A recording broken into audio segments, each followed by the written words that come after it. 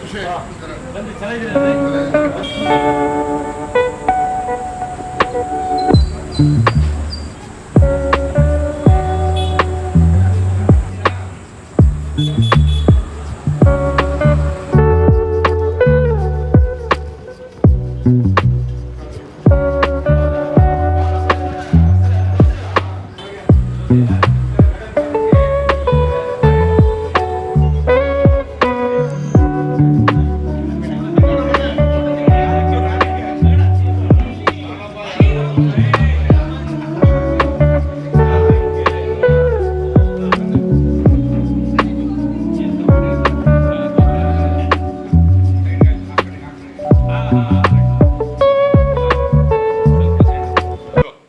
ಒಂದು ಕಾಲದಲ್ಲಿ ಕರ್ನಾಟಕದ ರಾಜಧಾನಿ ಆಗಿದ್ದಂಥ ಮೈಸೂರು ಅಂದರೆ ಒಡೆಯರ್ ಮಹಾರಾಜರು ಅಂದ್ರೆ ಮೈಸೂರು ಅಂಥ ಒಂದು ಪರಿಸ್ಥಿತಿನಲ್ಲಿ ಲಲಿತ್ ಮಹಲ್ ಪ್ಯಾಲೇಸು, ರಾಜೇಂದ್ರ ಪ್ಯಾಲೇಸು, ದೊಡ್ಡ ದೊಡ್ಡ ಹೋಟ್ಲುಗಳು ಅಂತ ಮಹಾರಾಜರು ಒಡೆತನದಲ್ಲಿ ನಡೀತಾ ಇತ್ತು. ಅವಾಗ ಎಲ್ಲಿ ಇಡೀ ವಿಶ್ವದಿಂದ ಎಲ್ಲ ಪ್ರವಾಸಿಗರು ಬರ್ತಾಯಿದ್ರು. ಆ ಟೈಮಲ್ಲಿ ಜಂಬೂ ಸವಾರಿ ನೋಡೋಕೆ ಬರ್ತಾಯಿದ್ರು.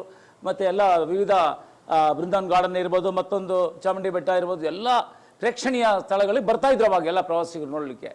ಸೊ ಆ ರೀತಿಯಲ್ಲಿ ಇತ್ತೀಚಿನ ದಿನಗಳೇನಾಯಿತು, ಈಗ ಮೈಸೂರಲ್ಲಿ ಕಿಂಗ್ಸ್ ಕಾಫಿ, ಪ್ರಿನ್ಸಸ್ ಕಾಫಿ ಅಂತ, ಕ್ವೀನ್ಸ್ ಕಾಫಿ ಅಂತೇಳಿ ಇವತ್ತು ಇವರು ತೆರೆದಿದ್ದಾರೆ ಹೋಟ್ಲು. ಭಾಳ ಖುಷಿ ಆಗ್ತಾ ಇದೆ. ನನ್ನ ಮಿತ್ರರು ಕುಮಾರಸ್ವಾಮಿ ಅವರು, ಮಾದೇವರು ಅವರು ಈ ಪ್ರಾರಂಭ ಮಾಡಿದ್ದಾರೆ ಈ ಹೋಟ್ಲು ಕ್ವೀನ್ಸ್ ಕಾಫಿ ಅಂತ.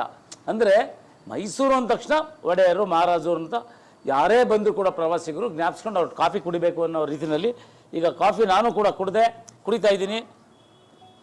ಅದ್ಭುತವಾಗಿದೆ. ಏನು ನಮ್ಮ ಒಂದು ಕ್ವೀನ್ಸ್ ಕಾಫಿಯ ಹೆಸರು ತಕ್ಕಾಗಿ ಕಾಫಿ ಇದೆ. ಏನೇ ಆದರೂ ಕೂಡ ಇವತ್ತು ನಮ್ಮ ಮಿತ್ರರಾದಂಥ ಎಲ್ಲರೂ ಮನೆಯಲ್ಲಿ ಮಾದೇಸ್ವಾಮಿ ಅವರು, ನಾರಾಯಣಗೌಡರು, ಕುಮಾರ್ ಅವರು ಮತ್ತು ಮಾದೇವರು, ಇವರು ಗಂಗೇಗೌಡರು, ಅದೇ ರೀತಿ ನಾಗೇಗೌಡರು, ಎಲ್ಲರೂ ಕೂಡ ಸುರೇಶ್ ಗೌಡರು, ಆ ಥರ ಇವರೆಲ್ಲರ ಸಹಕಾರದಿಂದ ಈ ಒಂದು ಹೋಟ್ಲನ್ನ ಪ್ರಾರಂಭಿಸಿದ್ದಾರೆ. ಭಾಳ ಚೆನ್ನಾಗಿ ನಡೀಲಿ, ಅದ್ಭುತವಾಗಿ ನಡೀಲಿ. ನಾನು ಕೂಡ ಸಮಯ ಸಿಕ್ಕಿದಾಗೆಲ್ಲ ಈ ಕಡೆ ಬಂದು ಕಾಫಿ ಕುಡ್ಕೊಂಡು ಹೋಗ್ತೀನಿ. ಅದ್ಭುತವಾಗಿದೆ ಮಾತ್ರ. ಕಾಫಿ ಅಂತೂ ಎಕ್ಸ್ಟ್ರಾರ್ಡಿನರಿ ಇದೆ. ಕ್ವೀನ್ಸ್ ಕಾಫಿಗೆ